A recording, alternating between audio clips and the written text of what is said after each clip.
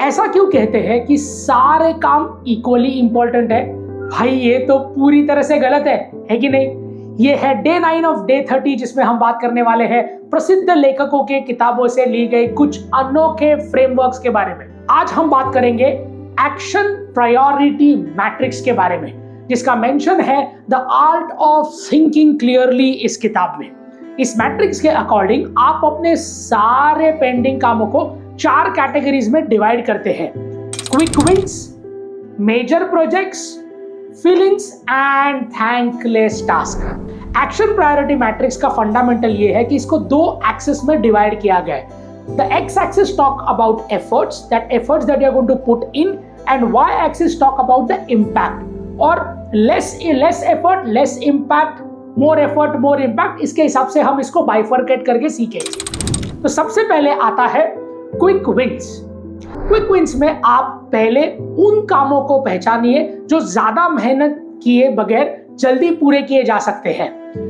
Example के तौर पर शॉर्ट ईमेल्स करना, एक फोन लगा देना या अपने डेस्क को साफ कर देना, ये होता है less efforts and more impact.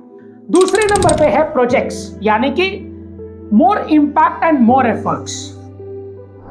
Major project, इसमें आप उन कामों को पहचानिए जो जरूरी है, जिन्हें पूरा करने में मेहनत भी ज्यादा लगने वाली है, समय भी ज्यादा लगने वाला है, लेकिन इसका इम्पैक्ट भी ज्यादा होने वाला है। एग्जाम्पल की बात करें तो किसी नए प्रोडक्ट का लॉन्च हो, या कोई बड़ा इवेंट प्लान करना हो, या कोई मेजर प्रोजेक्ट आते हो जिससे आपके ऑर्गेनाइजेशन को ज्यादा इम्पैक्ट गिरने वाला है, तो the larger impact you need, the larger efforts needs to bring in. Now efforts can be of money, time, etc. You need to calculate that to understand which are the major projects.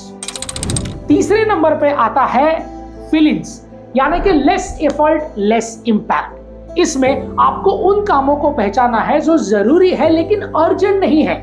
ये वो काम है जो आपके quick wins और major projects के बीच में fall करते हैं, जैसे कि आपको बिल्स पर पे कर देना हो, या कोई मीटिंग अटेंड कर देनी हो जो छोटी सी हो, या कुछ भी एक फिलर जैसा टास्क जो छोटा सा है, जो लेस इंपॉर्टेंट है, लेस एफर्ट में किया जा सकता है, और सबसे इंपॉर्टेंटली तुरंत आप उसको निपटा सकते हो।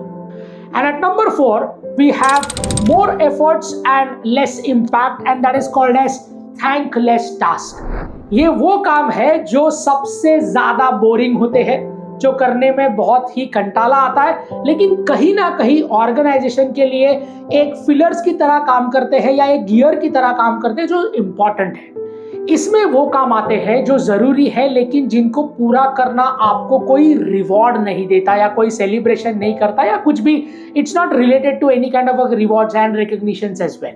जैसे कि घर की सफाई कर लेना, या डेस्क साफ कर लेना, या पुराने फाइल्स को सही से जमा कर लेना, वगैरह वगैरह, ये सारे थैंकलेस जॉब है।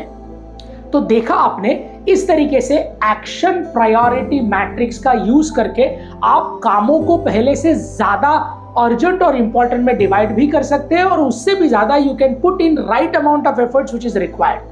तो मेरे लाइफ में action priority matrix have played a very critical role. इसने बहुत बढ़िया काम किया है मेरी जिंदगी में। अब आप तय करिए कि आपको इस चीज को अप्लाई करके किस तरीके से अपने कामों को आसान करना है एंड अपनी प्रोडक्टिविटी को बढ़ाना है। तो ऐसे और भी इंटरेस्टिंग कॉन्सेप्ट के बारे में जानने के लिए किताबशाला को फॉलो कीजिए।